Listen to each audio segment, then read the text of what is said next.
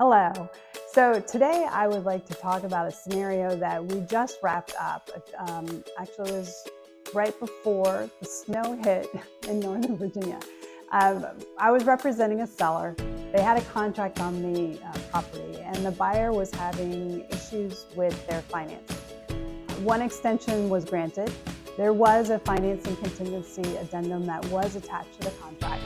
However, by the time the deadline for completing the transaction approached, the buyer still was not yet approved. We don't know exactly what it was. We have some suspicions, but we didn't know. So the next question really that the seller was trying to determine was, what do they do? Do they give another extension? Do they just call it quits? How do you handle that? So what we ended up doing is we ended up having the seller sign the documents.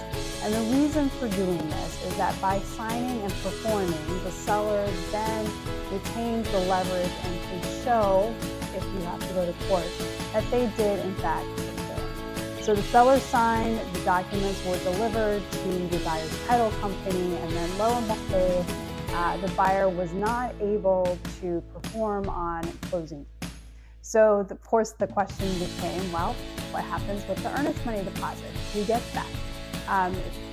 Theoretically, the seller should get it because the buyer did not perform and the buyer's agent didn't send the appropriate notice required to allow her client to get their earnest money back.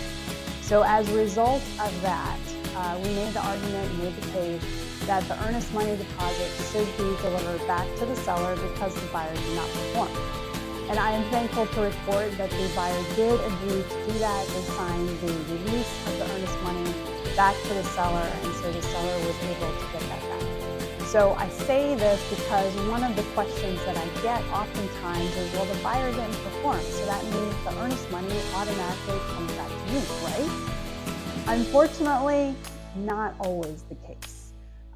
There's a lot of factors that go into that determination, and even when you have a clear-cut case, like we did in this scenario where the seller had performed, the buyer did not perform, they didn't send the appropriate documentation to get out of the contract, you still don't know if a buyer is going to agree to release that earnest money deposit. So that's a thing that isn't talked about on Google or even in friend circles or on Facebook. And in that scenario, one of the only things that a seller can do, and the person that the seller should be listening to, is an attorney, because that is legal advice, and they will be able to best guide the seller as to what their options are. So I hope this is helpful. As always, if you have questions, please feel free to reach out to me, and I look forward to seeing you in my next episode. Thanks so much.